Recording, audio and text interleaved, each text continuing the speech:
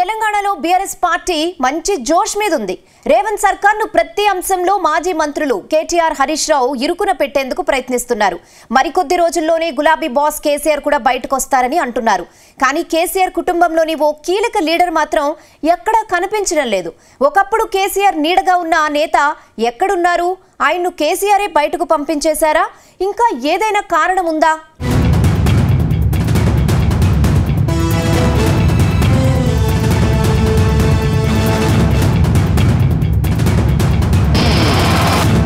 జోగినపల్లి సంతోష్ కుమార్ కేసీఆర్ ఫ్యామిలీలో కీలక నేత. బీఆర్ఎస్ పార్టీ ఆవిర్భావం నుంచి కేసీఆర్ వెంట నీడలా తిరిగిన నేత. కేసీఆర్ దినచర్య సంతోష్ లేకుండా జరిగేది కాదు. కేసీఆర్ కు ఉదయం బ్రేక్ఫాస్ట్ నుంచి రాత్రి పడుకునే అన్ని సపర్యలు సంతోష్ చేయాల్సిందే.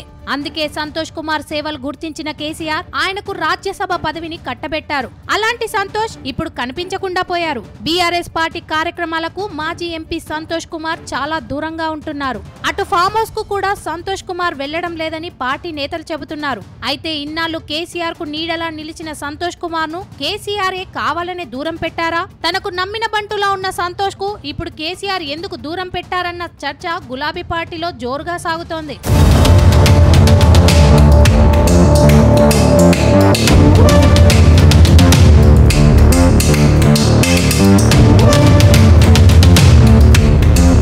బీఆర్ఎస్ ప్రభుత్వం అధికారంలో ఉండగా సంతోష్ కుమార్ కీలక పాత్ర పోషించారు. గ్రీన్ ఛాలెంజ్ అనే ఓ కార్యక్రమాన్ని తీసుకుని రాష్ట్ర వ్యాప్తంగా చెట్లు నాటే కార్యక్రమానికి శ్రీకారం చుట్టారు. ఇక 2023 అసెంబ్లీ ఎన్నికల్లో బీఆర్ఎస్ పార్టీ అధికారం కోల్పోయింది. దాంతో సంతోష్ కుమార్ పార్టీ వ్యవహారాలపై పెద్దగా ఫోకస్ చేయటం లేదని తెలుస్తోంది. అయితే ఇక్కడే మరో వాదన సైతం వినిపిస్తోంది. సంతోష్ కుమార్ ను గులాబీ బాస్ కేసీఆర్ పక్కన పెట్టారని పార్టీ నేతలు చెబుతున్నారు. ఇప్పుడు సంతోష్ కు కనీసం ఫామ్ హౌస్ లో కూడా అడుగు పెట్టనీయడం లేదట.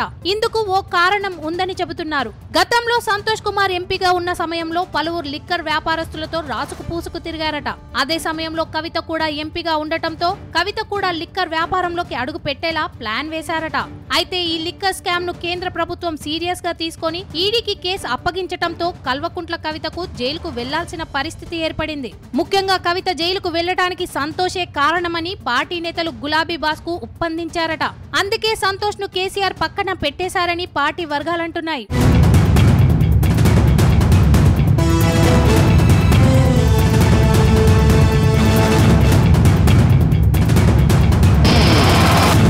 ముఖ్యంగా కవిత జైలు నుంచి విడుదల అయ్యాక సంతోష్ ను పూర్తిగా దూరం పెట్టినట్టు తెలుస్తోంది.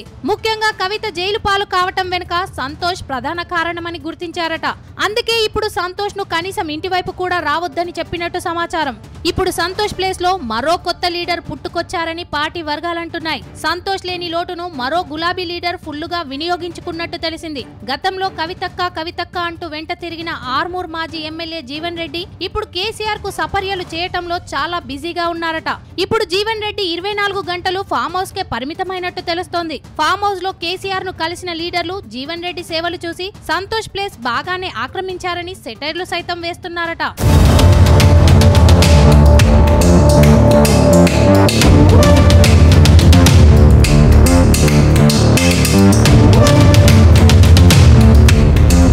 మొత్తంగా తనను దూరం పెట్టిన గులాబీ బాస్ పై సంతోష్ కుమార్ కూడా గుర్రుగా ఉన్నట్టు తెలుస్తోంది. సంతోష్ చూపు కమలం పార్టీ వైపు మళ్లిందని ప్రచారం సైతం జరుగుతోంది. ఇటీవల ఈ మాజీ ఎంపీ అస్సాం, ఒడిశాలో గ్రీన్ ఛాలెంజ్ కార్యక్రమాన్ని నిర్వహించారట. బీజేపీ పాలిత రాష్ట్రాల్లో సంతోష్ కు ఏం పని అని పార్టీ వర్గాలు సైతం ఆరా తీసినట్టు తెలిసింది. మొత్తంగా బీఆర్ఎస్ లో ఆదరణ లేకనే సంతోష్ చూపు బీజేపీ వైపు మళ్లిందని ఆయన్ను దగ్గరుండి చూసిన నేతలు గుసగుసలాడుతున్నారని సమాచారం.